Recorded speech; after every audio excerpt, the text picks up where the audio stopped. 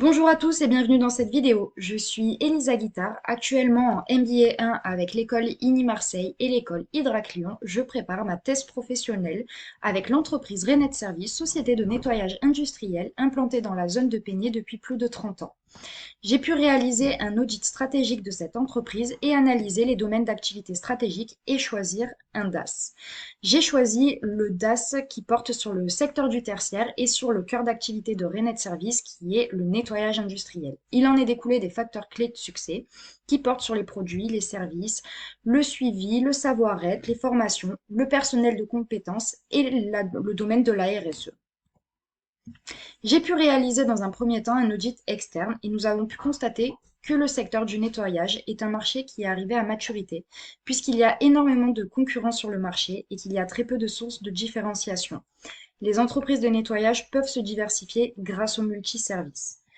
Cet audit externe a pu montrer aussi que ce secteur est un marché en pleine expansion, notamment avec l'arrivée de la Covid-19, qui a mis en lumière les métiers de la propreté, mais qui a permis aussi de valoriser les prestations de nettoyage et les désinfections Covid. Concernant l'audit interne, on peut constater que Renet Service est une entreprise en voie de développement. Malgré ses difficultés, elle souhaite fidéliser d'autant plus ses collaborateurs, mais aussi ses clients grâce à sa démarche RSE.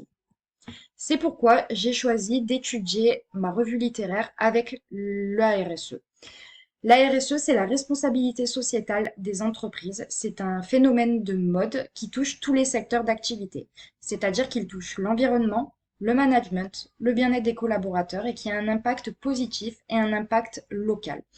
Ce choix n'est pas anodin puisque c'est un domaine dans lequel j'ai envie d'évoluer, dans lequel je m'épanouis et c'est des actions que je mets en place au quotidien dans mon entreprise. Et je souhaiterais pour mon futur professionnel, qu'il soit proche ou lointain, me développer dans la RSE et pourquoi pas me spécialiser dedans.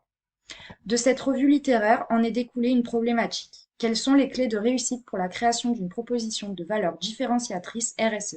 C'est-à-dire, qu'est-ce qui peut permettre à une entreprise de se différencier de la concurrence à travers sa politique RSE? Pour cela, j'ai trouvé 3 hypothèses qui peuvent répondre à cette problématique.